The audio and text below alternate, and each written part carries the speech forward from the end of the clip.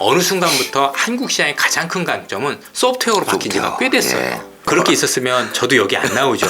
이미 제가 머니투데이를 인수를 했겠죠. 맞죠. 실제 안 그렇거든요. 아니 그렇게 현금만 보유하고 있다가 나 언제 투자하냐 도대체. 미아리 가서 점집하고 있지. 이거 안 하겠죠.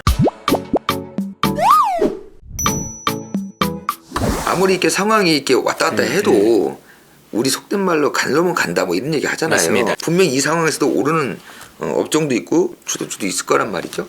종목으로 접근하기보다는 세트님이 보시기에는 요런 업종, 요런 섹터는 뭐 시장에 상관없이 한번 관심 가져볼 만하다 이런 것들이 좀 있을까요?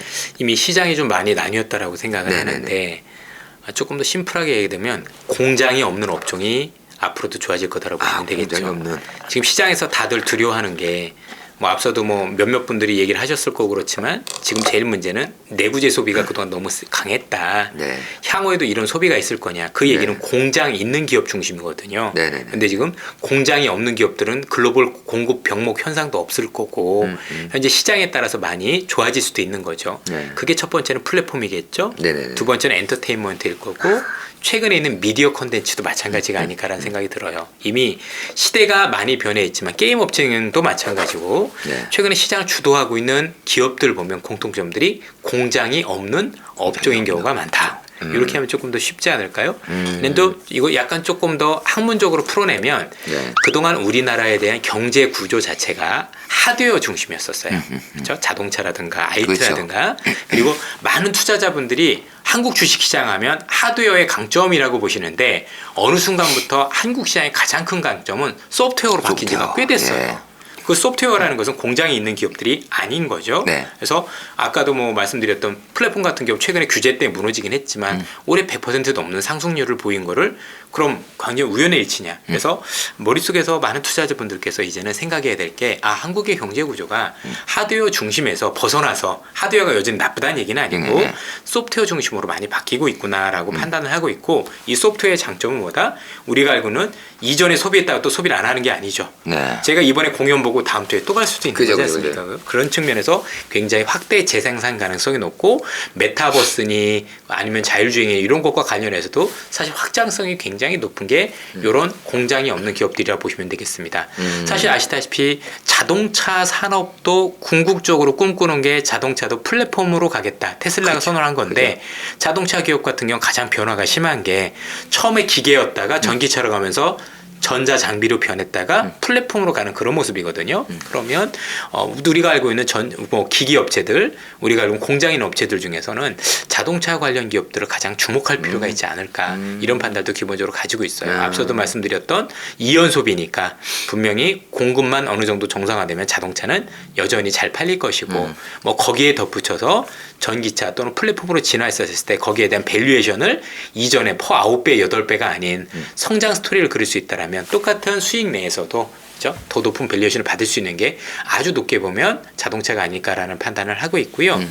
마지막으로 또 괜찮은 업종이 있다면 여전히 저는 이제 그린 관련이라고 생각을 하고 있는데 친환경 쪽이요. 최근에 이제 우리 정부도 2030년까지 탄소 배출량을 공격적으로 40%까지 줄이겠다고 얘기를 했는데 일단은 시간표가 나왔고 그 시간표와 관련해서 좀 무리한 목표라고 생각을 하실 수도 있지만 역으로 생각하면 무리하기 때문에 좀 더 빨리 추진해야 되는 부분들이 있겠죠. 네네네. 그래서 생각보다 그린과 관련된 투자가 훨씬 더 공격적으로 일어날 가능성이 높다는 점에서 그 관련 기업들을 봐야 되지 않을까 싶은데 또 하나는 그 과정 속에서 현재 그린과 관련 투자가 그렇게 무리하게 진행되면 사실 거기서 저희들이 치러야 될 비용이 너무 높죠. 그죠. 예컨대 지금 영국 같은 경우도 바람이 안 부니까 풍력이 어려워졌다는 얘기가 나오는 것처럼 최소한 그린으로 빨리 전환하는 과정에서 치를 수 있는 비용을 최소화해야 된다고 보는데 저는 그 최소화할 수 있는 방안은 두 가지밖에 없다고 생각을 해요. 하나는 무조건 원자력 같이 가야 된다. 실제 원자력 안 한다던 프랑스도 원자력 한다고 하고 유럽 10개국들이 SMR이라고 하는 수소형 원자를 통해서 원자력을 발표한 것도 이해 무관치 않다라고 생각을 하고 있고 또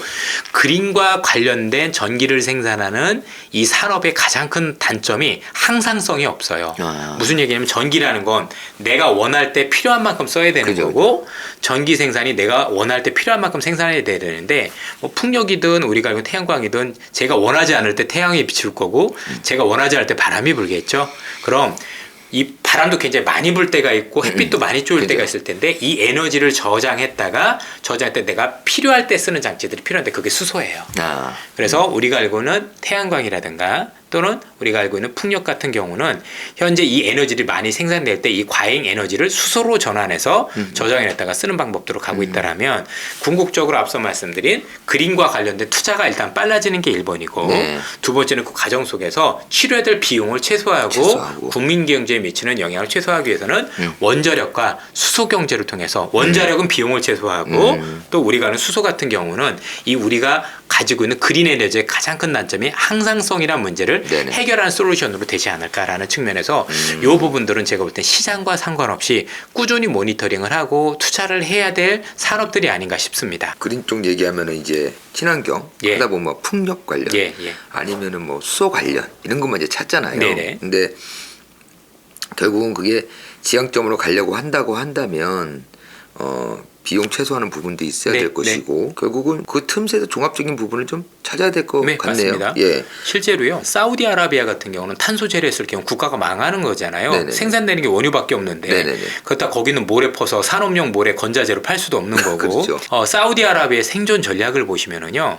이 친구들은 사막밖에 없으니 거기 태양광하기 되게 좋은 위치지 않습니까? 네네네. 그 태양광을 통해서 결국 이 태양광을 통해서 수전을 해서 수소를 수출하겠다는 그림을 가지고 있어요. 이런 어떤 그 태양광이나 풍력을 궁극적으로 놓고 보면 수소로 변화시켜서 네. 저장한 에너지로 하겠다는 게 글로벌 시장의 큰 그림이라고 보면 수소 경제도 무시할 수 없는 그렇죠. 또 다른 어떤 성장 스토리라고 보고 있습니다. 전 세계적인 테마예요. 네. 근데 우리나라는 여태껏 전통적인 제조, 하드웨어 부분, 그 최근에 이제 우리나라 뭐 소프트웨어, 아까 말씀하신 그런 플랫폼 기업 이런 것들이 전반적으로 융합이 돼서 지금 굉장히 코로나 어려운 시기인데도 불구하고 우리나라가 전 세계로 주목받고 이렇게 튼튼하게 시장을 지키고 하는 것도 보면은 시너지가 극대화된 것 같아요. 맞습니다. 예, 네. 최근에는 뭐 오징어 게임, 뭐 예. 이걸로 대변되는 뭐 컨텐츠 기업들 뭐 계속 쭉쭉쭉 타고 올라가는 것도 있는데. 근데 사실 뭐 오징어 게임에만 그랬던 게 아니라 이미 우리나라 영화가 미나리라든가 그죠, 기생충이라는 그죠, 영화가 그죠. 아카데미상을 받는 우연이 아닌 그죠, 거죠. 한 번이 그죠. 아니라 연속되고 있고요. 그리고 이제 드라마들도 이거 이외에도 뭐 그 이전에 있었던 여러 드라마들도 넷플릭스를 통해서 그렇죠. 히트를 치지 않았습니까? 뭐 BTS가 세계 1위한 것도 우연의 일치가 그렇죠, 아닌 거고 그렇죠. 잘 보면 우리 기업들이 얼마나 소프트웨어가 강한지에 대해서 한 번 더 곱씹어볼 필요가 있는 것 같아요. 그렇죠. 예. 이제 K라는 게 네. 하나의 이제 전 세계 브랜드가 돼가지고 맞습니다. 그게 예. 영어 사전에도 올라가 있더라고요. 아, 그래요? 예. 케이팝부터 시작해서 이런 것들이 뭐 K 뭐 이렇게 해서 여러 가지 단어들이 신조어들이 많이 생겨서 옥스퍼드 사전에 등재가 됐어요. 하나의 그거 맞습니다. 저기, 예. 새로운 신조어들이 됐어요. 예.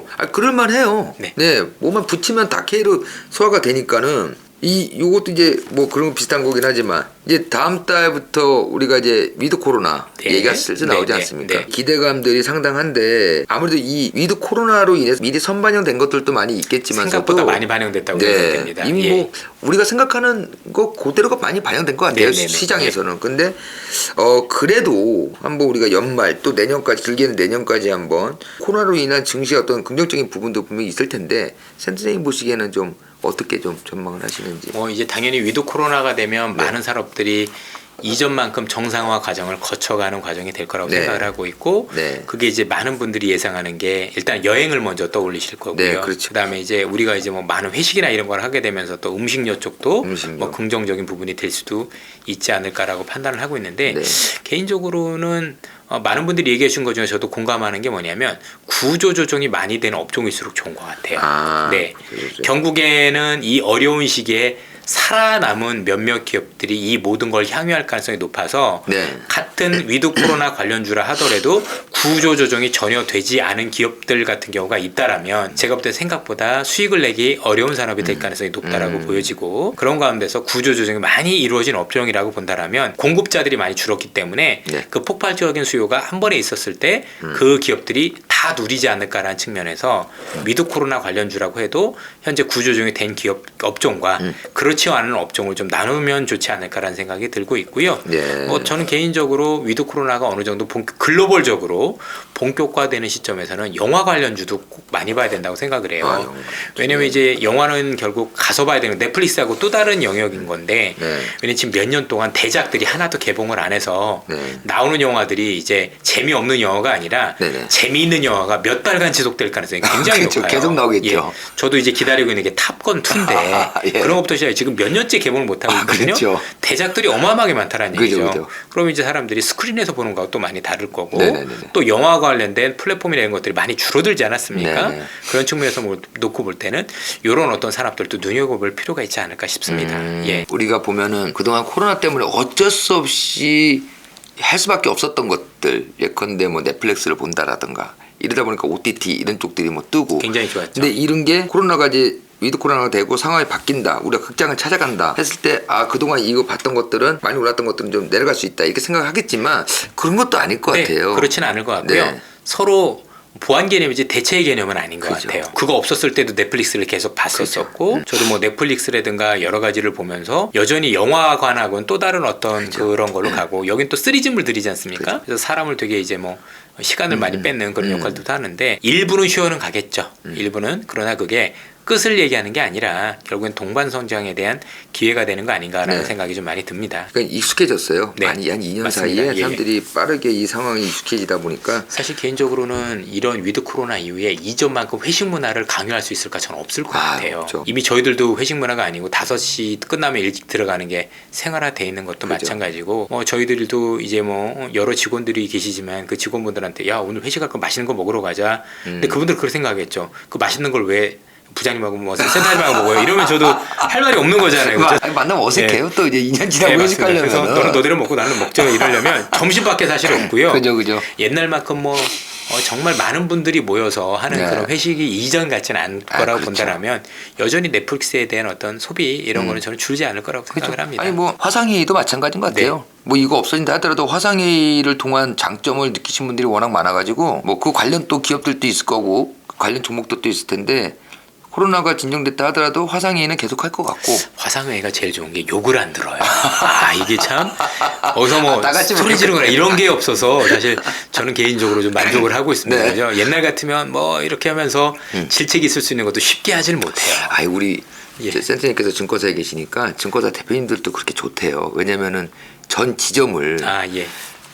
지점 회의할 때 다 올려 불러드려야 네네. 되는데 그것도 수고스럽잖아요. 네, 뭐 지방에서 오셔야 장단점이 되고. 있어서, 근데 예. 화면으로 전체를 띄우면은 모든 지방 지점에서도 다 같이 회의를 할 수 있다는 거죠. 그래서 오히려 좋아하시는 분들 굉장히 많더라고요. 이제 아무래도 보면은. 이제 물리적인 거나 시간적인 부분이 많이 세이브가 되죠. 예를 들어서 저희도 전국 지점장 회의를 하게 되면 지방에서 많이 올라오셔야 되는데 그죠. 그분들 입장에서 오가는 게 되게 피곤하시면 사실 혼나러 갈 텐데 그죠. 혼나러 가면서 시간 가지고 오는 게 힘들 텐데 이제 안 가도 되는 거죠. 그죠, 그리고 그죠. 직접 얼굴을 보면 더 부담스러워요. 그렇죠, 근데 그렇죠, 얼굴 안 보면 그래도 조금 이제 덜한 게 없잖아 있습니다. 그렇죠. 예. 그거 다 모였는데 거기서 뭐라고 하겠습니까? 예, 저도 윗분들한테 많이 개기는 편인데 이 화상회의를 하니까 화상회의에서 조금 그런 게 좀 그런 있어요. 것도 이렇게 좀 예. 속된 말로 방금 얘기하신 것처럼 개겨도요. 오히려 이 화상회의 때 그렇게 하면은 소리 못 지르세요. 뭐 안 되더라고요. 예. 보면 또 혼낼라. 예. 바로 끌려가지 않을까. 도움이 많이 돼요, 진짜 예. 실제로. 좀 끝으로 요거 하나 여쭤보고 싶은 게, 선생님 이제 전체적으로 봤을 때 어찌됐건 작년부터 숨가쁘게 주식시장 달려왔고 또 새롭게 진입하신 우리 개인 투자자분들도 많고 한데요. 어찌됐건 최근에 쉬어가는 장세에서 좀 피로감도 많이 느끼셨을 거고, 이런 개인 투자자분들, 이 개인 투자자분들 중에는 과거 우리의 어떤 그 부침 있는 장을 경험했던 분들도 계시지만 이런 분위기를 처음 겪어보신 분들도 굉장히 많을 거예요. 맞습니다. 작년 중반부터 오신 분들은 계속 상승장만 봤지 맞아요. 조정이란 걸 크게 겪어보지 못하셨거든요. 이런 개인 투자자들에게 좀 센터님께서 해주시고 싶으신 말씀 있으면 좀 한 말씀 해주시죠. 우선 이제 굉장히 좋은 말씀이라고 생각한 게 아마 대부분의 투자자분들께서는 지금 시장에 대해서 굉장히 많이 힘드실 거고 어려우실 거라고 생각을 하는데 뭐 저 같은 경우만 해도 저는 이제 생각보다 많은 폭락장을 견뎌봤고 그래서 사실 이런 시장이 저도 달갑지 않고 저희들도 힘든 건 맞는데 이전만큼의 두려움은 사실은 별로 없거든요. 그런 정도로 저는 이제 산전수전 겪은 분들은 그 정도는 아니다라는 걸 알고 계세요. 근데 이제 손실 본 분들 입장에서는 그게 그렇게 견디기 쉽지 않은 거라고 생각을 하는 거고 제일 중요한 건 항상 그렇습니다.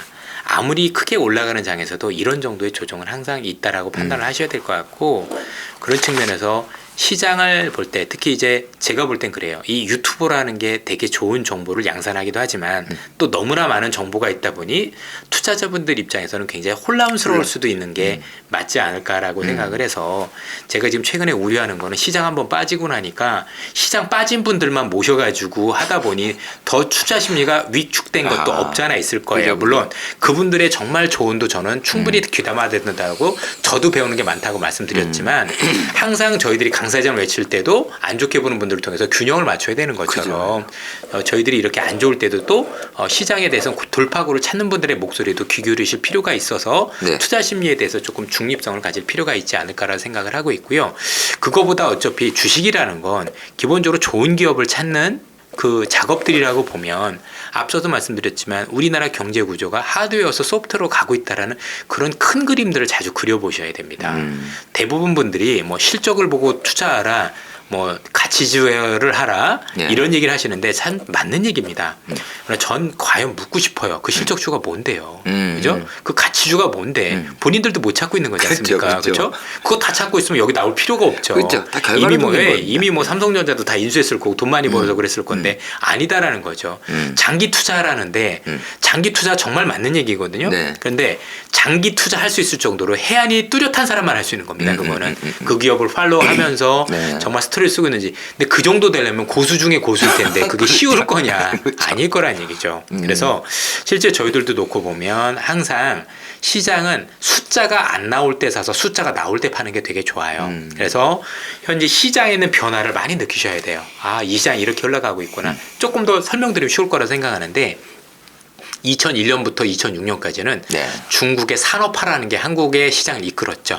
그 산업화와 관련된 기업들이 굉장히 크게 올랐었고 또 2009년부터 2015년까지는 중국의 소비라는 단어가 이끌어서 그 소비라는 걸 했을 때 화장품이니 뭐 이런 기업들은 20배씩 올라댔지만 네. 또 역으로 그때 철강이니 조선 같은 경우는 마이너스 80%까지 갔었습니다. 그래서 시장을 오르고 내리는 것보다도 그 시장을 움직이는 동력이라는 게 있어요.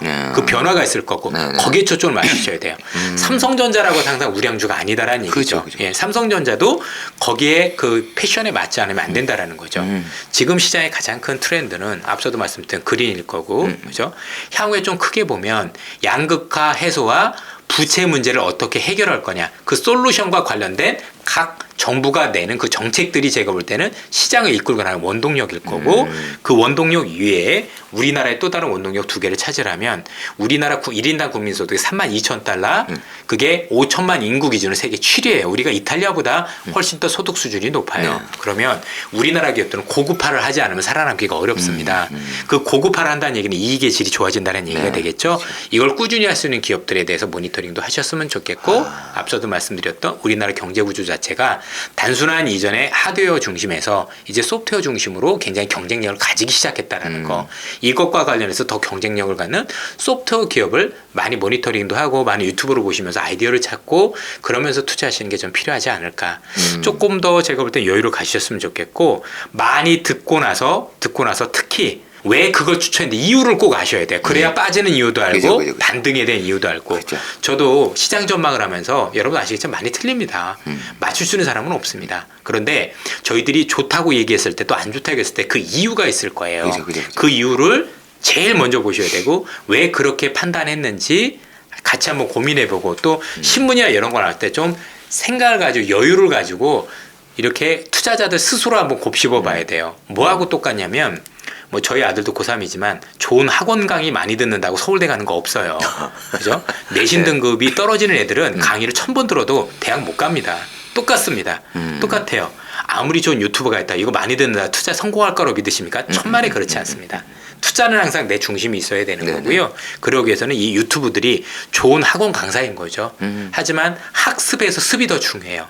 저 자기주도 학습이라는 거 그걸 통해서 내 걸로 만들어서 공부를 해보고 여기에 맞는 기업들을 찾는 연습을 꾸준히 하지 않으면 주식 투자는 너무 어려운 거기 때문에 성공하기가 어렵습니다. 예, 힘드시겠지만 조금 더 공부도 더 많이 해보시고 스스로 판단을 할 수 있는 어떤 부분들을 만들었으면 좋겠고요.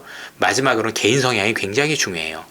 굉장히 보수적인 분들이, 그러니까 사람 성향마다 다른데 나에 맞는 투자법을 꼭 찾으셨으면 좋겠는 게 조금 더 구체적으로 말씀드리면 조금 보수적인 분들은 가치 투자가 맞을 거예요. 네네. 그죠? 목표 수익률도 낮추고. 네. 근데 조금 더 뭐 공격적인 성향을 가지고 계신 분들도 있을 거고 활달한 분들 이런 분들은 성장주가 맞거든요. 네네. 그거 맞는 거 투자해야지 성공을 해요.